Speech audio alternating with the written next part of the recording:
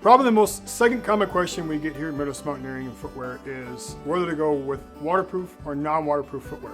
The reality is that first you have to kind of understand exactly what waterproof means when it pertains to footwear, because it is a little bit different when we're talking about jackets or apparel compared to footwear. The reason being is that generally with waterproof, let's say Gore-Tex jackets, you can generally get a sense of how durable and how water barrier that material is going to be. In a style of footwear, you can't really tell where exactly that Gore-Tex material is within the footwear because you have so much other material around it, right? So what does waterproof actually mean when it pertains to footwear? Okay, because I really, unlike jackets, I can't unzip or rezip to let some air out, let some breathability in. My foot is locked into this boot the entire time. Biggest thing with waterproofing is that it's meant to prevent water from getting into the boot. Hands down, that's its primary responsibility. Anything and only within certain aspects of the footwear as well. So if I'm talking about waterproofing, particularly on this Loa Camino, waterproofing starts here and goes all the way down through the entirety of the boot. Even down in through here where these seams are on the actual, where below the laces, that's also going to have waterproof technology. So it's meant to keep water out. Gore-Tex in particular, or Keen Dry for another example, are also meant to improve breathability. So we want to keep water out, but we also don't want to have your foot be sweating inside this material enough where you're going to create moisture inside the boot. So it does allow breathability and air to permeate out of the material. Here's the downside to waterproofing. Waterproofing does not allow water itself to get removed out of the boot. Okay, it would allow relatively moisture or water vapor to remove itself out of the boot, but not physical liquid water.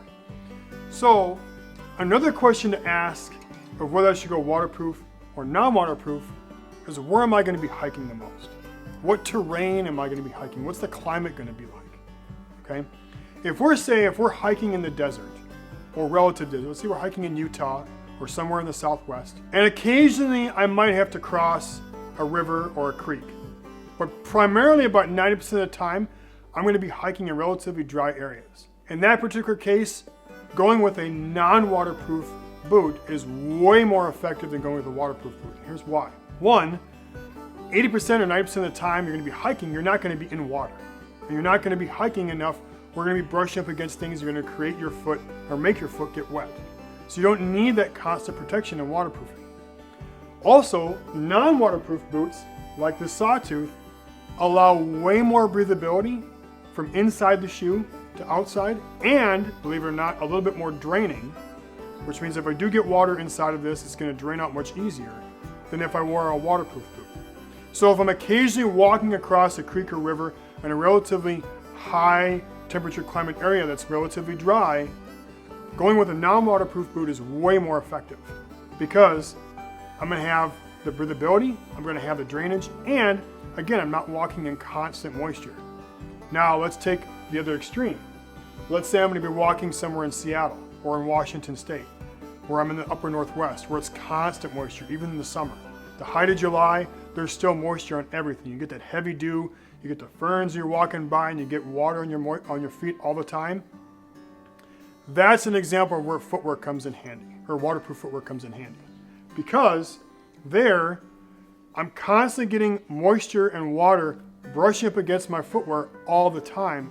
I'm not submerging my footwear, but I'm constantly getting it brushed up against the side of my feet, and I want to keep my feet dry. Because in that case, because of how moist it is, as soon as I get water inside the boot that doesn't permeate, because it's liquid versus vapor, the soggier my foot is going to become, and that's where I start to develop issues like pruning or blistering. Not to go to extreme, but start to get feet that don't feel very good. One of the other things to think about is also, can I take a non-waterproof shoe and make it waterproof? The reality is you can. It takes a lot, and for most shoes it's not as effective as getting a straight waterproof boot. Now where would I want to do that? Well, it's kind of more of a specific situation. In some cases I might have a boot that works great, it feels great, and I'm primarily walking in places like Utah or Arizona, and I have this one trip I'm going to take where I'm going to be in an area that's relatively moist. I might want to just throw on some waterproofing on that. Or in that case, you know what? I might just want to go buy a pair of waterproof boots just for that one trip and not waterproof my other ones.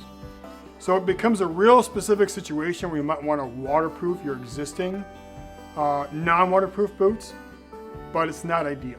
The last thing I would say too in relationship to waterproof versus non-waterproof is if I'm thinking about a boot where I'm going to be constantly in submerged water, right? I'm hiking in Montana. I'm going to be walking across rivers on a consistent basis where my foot is going to be constantly over the top of this boot, or the water is going to be constantly over the top of the ankle of this boot. I do not want to have a waterproof boot because, again, with my foot being constantly in this and constantly that water is sloshing around in there because it's not draining, going with a waterproof boot is going to create massive problems. And even sometimes going with a non-waterproof boot may also cause issues, especially if it's not draining and being effective as far as airing out your foot.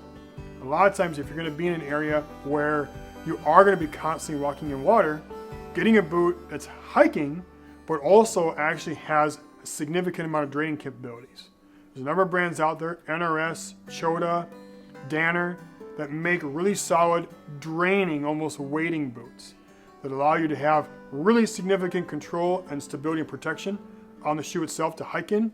But when you're hiking consistently in waters and in water all the time where you're constantly being submerged, it allows that water, that liquid water, to fully exit out of the shoe. Yes, your feet are probably one of the most important aspects of buying any gear. And choosing between waterproof and non-waterproof is probably, in addition to fit, is probably one of the most important questions and things to be thinking about. And it takes a lot. It takes a lot of thinking to decide exactly whether you're going to go waterproof or non-waterproof. And you have to think about those questions, like, again, where am I going to be going? Am I going to be hiking in areas where I'm going to be consistently in moisture and water? Or am I going to be in a relatively arid, dry area? All those questions are going to help you narrow down exactly what shoe to pick between waterproof and non-waterproof. Choosing the correct footwear between waterproof and non-waterproof can also make or break your hiking experience. So make sure, if you have more questions on this particular topic, make sure to swing into Midwest Mountaineering and find myself or one of our footwear specialists, and we'll definitely go over more in detail exactly what the differences are between waterproof and non-waterproof. Hopefully this video helped you out and answered some questions you did have. Hopefully we'll see you in the next video, and enjoy the rest of your day.